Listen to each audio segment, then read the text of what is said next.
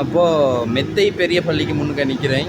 அவசரப்பட்டு காத்தாங்குடிக்கு வந்துட்டோமோ, ஒரு பச்சை பிள்ளையை கூட்டி வந்திருக்கோமே, பொறுப்பாக கூட்டிகிட்டு போவோமேலாம் கணக்கு இல்லை. இடையில காணாம தம்பி.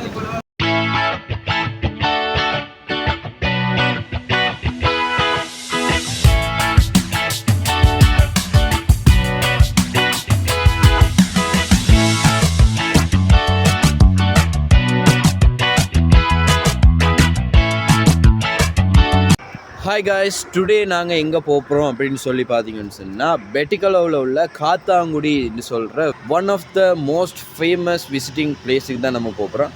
ஆனால் டூரிஸ்ட் நோக்கத்துக்காக நாம் இன்றைக்கி போகலை. நாம் இன்றைக்கி என்னத்துக்காக போக போகிறோம்னு சொல்லி பார்த்தீங்கன்னு சொன்னால், நோன்பு காலம் வருது, நோன்பு முடிய எங்களோட ஃபெஸ்டிவல் வருது.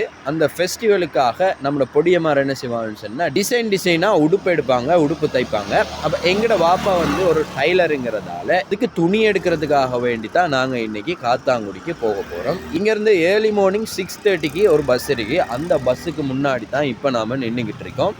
சரியா இன்னும் ஒரு 15 நிமிஷத்தில் இந்த பஸ் வந்து இங்கேருந்து எடுப்பாங்க. தம்பலகாமத்திலிருந்து காத்தாங்குடிக்கு சரியாக 3.5 hours தான் ஓட்டம். அதுக்குள்ளே நாங்கள் இங்கேருந்து போயிடுவோம். 150 kilometers தான் இங்கேருந்து எடுக்கும். இந்த ரோட்டில் வந்து பிளாக் இல்லாததால் வந்து குயிக்காக அங்கே போய் நம்ம சேர்ந்துடலாம். வாங்க நம்மளோட பயணத்தை ஸ்டார்ட் பண்ணலாம்.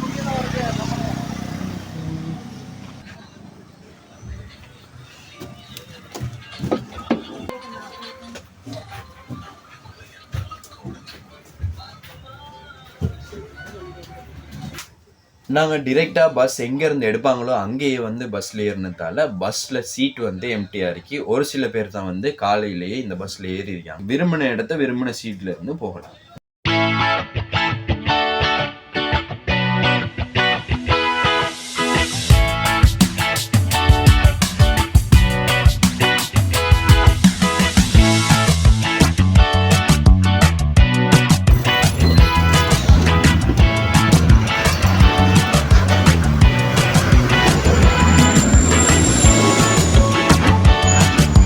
ரைட் காய்ஸ், நம்ம இப்போ காத்தாங்குடியில் வந்து இறங்கியாச்சு.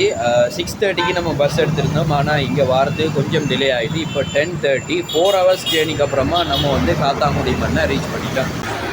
காத்தாங்குடி வளமையாகவே ஹீட்டாக இருக்கும்னு சொல்லுவாங்க. நான் நிறைய தரம் வந்து போயிருக்கேன் இங்கே. ஆனால் இன்றைக்கு வளமையோட கொஞ்சம் ஹீட்டாக இருக்கு.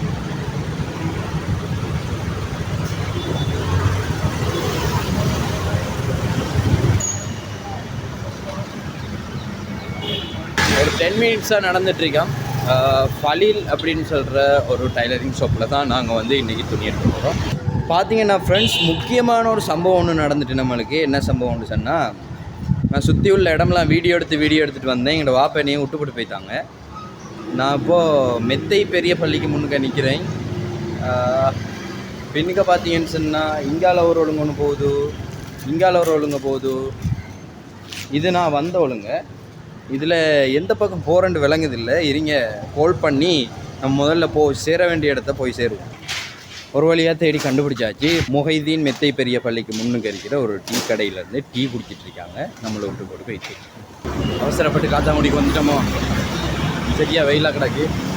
இப்போ வேறு நடந்து கூட்டிக்கிட்டு பேத்திக்கிட்டே தான் இருக்கா. எங்கே போகிறோம் ஒன்றும் விளங்குதில்லை. இந்த கடை எங்கே இருந்துச்சின்னு விளங்குதில்லை.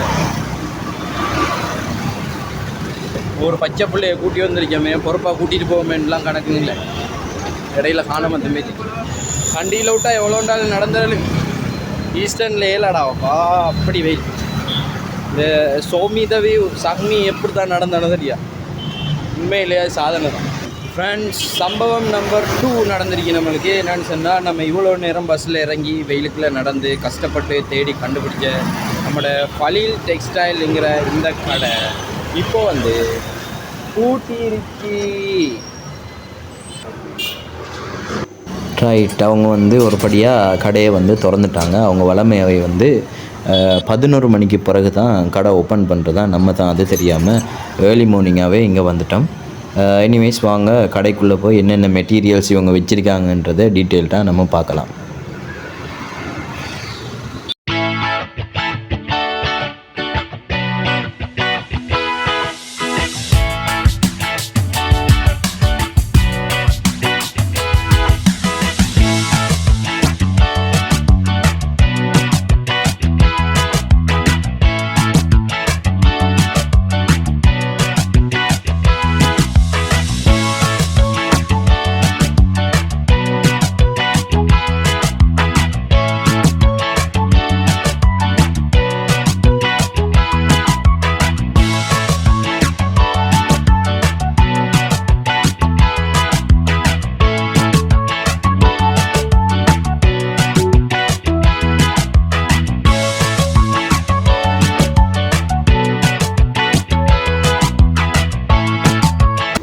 ரைட், நம்ம இப்போது ஃபலீல்ஸ் டெக்ஸ்டைலுக்கு வந்து நம்மளுக்கு தேவையான சாமான் எல்லாத்தையும் பர்ச்சேஸ் பண்ணிவிட்டு இப்போ பேக் பண்ணி எடுத்துகிட்டு பஸ் ஸ்டாண்டுக்கு போக போகிறோம். பஸ் ஸ்டாண்ட்லேருந்து நம்ம இங்கே பெட்டிக்கலோவில் இருந்து நம்முடைய ஏரியா ட்ரிங்கோக்கு போக போகிறோம்.